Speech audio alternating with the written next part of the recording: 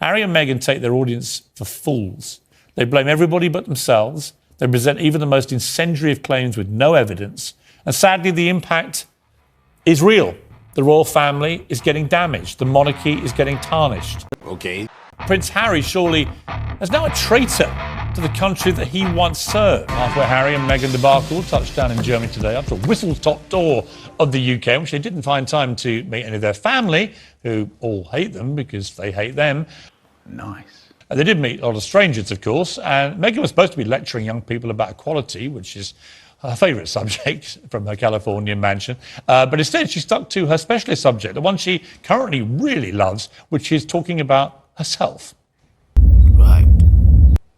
I'm so grateful to be in your company today. I was first invited to be a counselor at One Young World. I was probably a lot like each of you. How am I here? And there I was. Okay.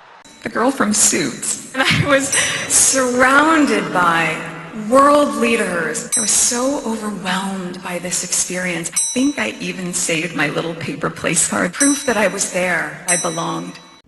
What? I was so nervous.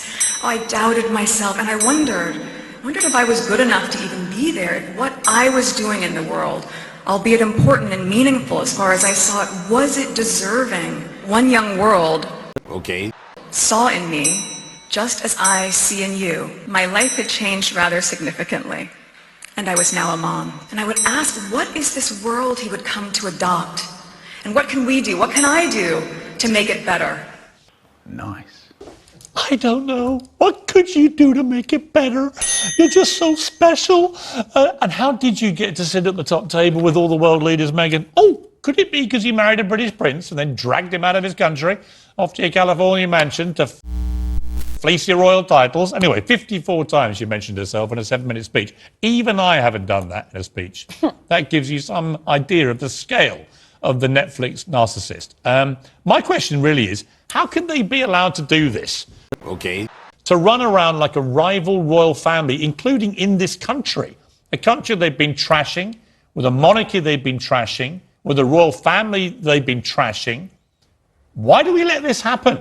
When people like Meghan Markle are held up What? as you say, the standard bearers of feminism and, social justice, ridiculous, because she is obviously so far removed from the concerns and troubles of the vast majority of women, and this idea that we have now among, certain parts of Okay. the liberal, by the way, not left or socialist, liberal elements of politics, is that, we need, rich women to lean in and give inspirational speeches and kind of show everyone else how to be.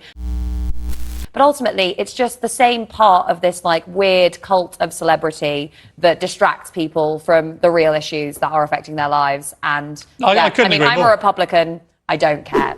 Fascinating piece in the New York Times has just come out. Yeah, boy. Headlined, has Prince Harry's confessional tour run its course?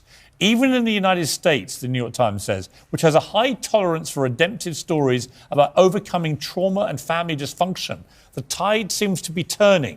It's one thing to be criticised, it's another to be openly ridiculed. That's pretty heavy coming from the New York Times. It is, because they would be very much on the Harry and Meghan side. But one does sense that, there's still, quite a strong bedrock opinion in favour of them. Nice. That they are less popular than they were over here. And, there's only so much moaning that you can put up with, isn't there? Right. Given they've caused so much damage to the institutional reputation of the monarchy, why would they want to be at a coronation of a new monarch? What? Given the fact that they have raised difficulties that they have had... Well, they said the royals were racist, then said we didn't mean to say they were racist. That's what we're talking about, the problems that they have raised. Let's be clear about that. Well, they lied. And the problems that they have raised are really serious issues. They lied. What? Mental health issues, issues around domestic abuse, issues around race and colour and prejudice. Why do you believe them? But it's not about whether I believe them. Why? It's not well, about whether I believe them. Without any proof. What it's about is that they think it's true. And what you need to understand is... Okay. No, of course it's not, Paula. Family, it's got nothing to do with whether they think it's true. Something's either true or it's not. Thank you, Anne Widdecombe. True or not. If that was the case, then I wouldn't be in a job. What? The fact is, your truth may not be my truth. No, there's only the truth. How you I may define Paula, there is no my truth. The way Your that You and I I may define the issue. you and I may We can interpret sit things and do- differently, exactly. but there is We a can sit factual and Sorry, truth. Paula, this wall Paula, factual, and it Paula. will be Okay. very different to the two Paula, of us. That doesn't mean I'm that here. either of us are wrong. Hello? I know, and I'm choosing to ignore My you. show. It's my show, and I'll cut off your mic in a minute. Here's the bottom line. There is no my truth, your truth. There is the truth. One truth. And you know what really got my goat about those two? Okay. Was the two most damaging things they said in that first Oprah wine-a-thon were that the royals have been racist to them about the skin colour of their son, and that secondly, Meghan Markle had gone to a senior palace person who had banned her from getting help for her Nice. suicidal thoughts. Neither of those things appear in his book. He's already reined back now on the racism charge, said that's not what he meant, when we all know that's exactly what they meant. They said it. We watched them say it. And secondly, Richard, on the mental health thing, again, a very big weapon What?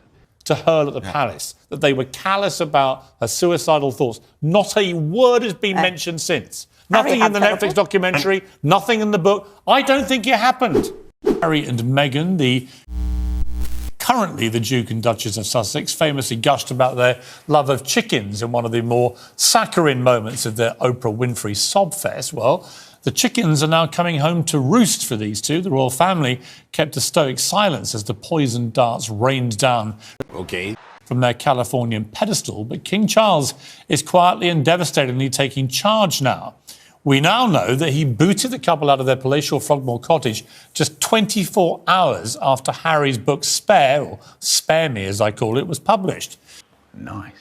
We also now know that Harry and Meghan's popularity is cratered on both sides of the Atlantic, with polls showing even Prince Andrew is now more popular than they are in America, as well as now being offered the keys to their house. What? And we also now know that in America, where they've strained every sinew to become much-loved celebrities, they're actually viewed like this. So let me start with you, Sam. You've lived a life with the royal family, you've had everything handed to you, but you say your life has been hard, and now you've written all about it in your new book, Wah. Yes, that's right, friend. You see, my wife and I are totally like, you should write a book because your family like stupid, and then so are like journalists. There's now a clear divide in the royal family, the workers and the shirkers, the heavy lifters and the grifters. Okay. The Prince and Princess of Wales saluted Welsh Guards yesterday at St David's Day Parade. Camilla, the Queen Consort, recovering from a recent bout of COVID, was promoting children's literature.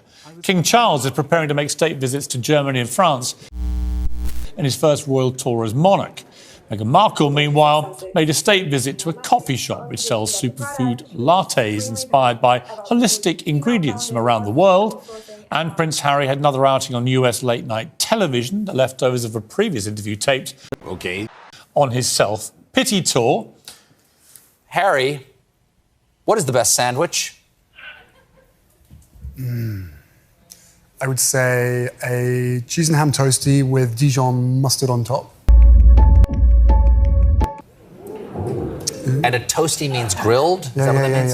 Okay, there you go. Unbelievable. Reviews for Harry and Meghan's big budget Netflix series have so far been less than kind. Nice. Unimaginative and frustrating, said Hollywood's Bible Variety magazine. So sickening, I almost brought up my breakfast, said the woke Bible The Guardian. Or the intimacy of Instagram, sneered the normally timid New York Times.